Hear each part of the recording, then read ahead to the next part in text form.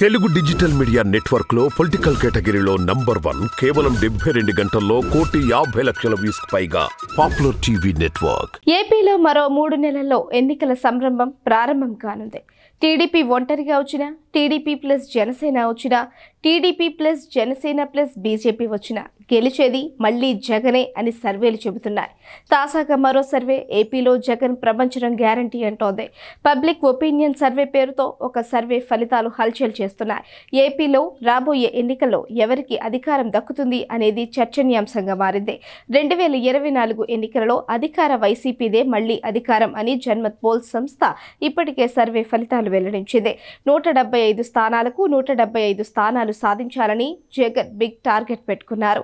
ఈ సర్వే ప్రకారం వైసీపీ 116 నుంచి 118 వైసీపీ స్థానాలు గెలవనుంది అని, విపక్ష టీడీపీకి అధికారం దక్కదని జన్మత్ పోల్ సంస్థ వెల్లడించింది. ఈ సర్వే ప్రకారం టీడీపీ ప్లస్ జనసేన కూటమికి 46 నుంచి 48 స్థానాలు మాత్రమే వస్తాయని తెలిపింది.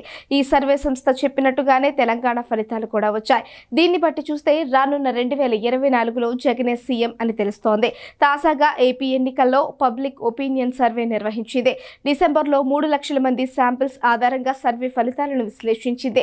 మేధావులు, సూపర్వైజర్లు, సర్వేయర్లు, విద్యావేత్తలు, సెపాలజిస్టుల సేవల్ని వినియోగించుకున్నట్లు సంస్థ తెలిపింది. ఈ సర్వే ప్రకారం ఇప్పటికిప్పుడు ఎన్నికలు నిర్వహిస్తే వైసీపీకి 51.3%, టీడీపీకి 35.9%, జనసేనకు 7.4%, బీజేపీకి 1.2%, ఇతరులకు 4.2% ఓట్లు లభిస్తాయని పేర్కొంది. ఈ ఓట్ల శాతాన్ని విశ్లేషిస్తే వైసీపీకి 146 సీట్లు, టీడీపీకి 29 సీట్లు లభిస్తాయని పేర్కొంది.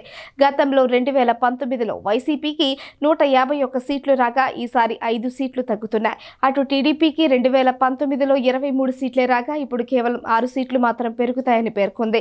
29 సీట్ల షేరింగ్లో జనసేన లేకపోవడం విశేషం. ఒకవేళ జనసేనతో టీడీపీ జతకట్టిన ఫలితాలు చంద్రబాబుకి ఏమాత్రం ఆశాజనకంగా లేవు. వైసీపీకి 128 సీట్లు, టీడీపీ ప్లస్ జనసేనకు 47 సీట్లు రానున్నాయని సర్వే ఫలితాలను బట్టి తెలుస్తోంది. ఓట్ల షేరింగ్ విషయానికి వస్తే మాత్రం వైసీపీకి 51%, టీడీపీ జనసేనకు 40.5%, బీజేపీకి 1%, ఇతరులకు 7.5% ఓట్లు రానున్నాయని సర్వేలో తేలింది. ఇక్కడ మరొక విశేషం ఏంటంటే టీడీపీ, జనసేన, బీజేపీ కలిసి కూటమిగా ఏర్పడి పోటీ చేస్తే 42 సీట్లు మాత్రమే వస్తాయి. వైసీపీకి మాత్రం 133 సీట్లు వస్తాయని సర్వే సంచలన ఫలితాలను వెల్లడించింది. ఈ సర్వే ఫలితాలు టీడీపీ, జనసేన శ్రేణుల్లో ప్రకంపనలు కలిగించడం ఖాయమంటున్నారు.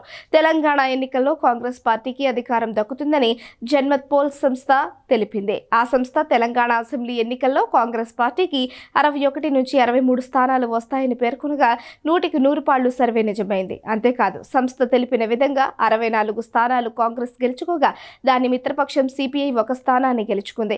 అలాగే బీఆర్ఎస్ పార్టీకి 45 నుంచి 47 సీట్లు వస్తాయని సర్వే తెలిపింది.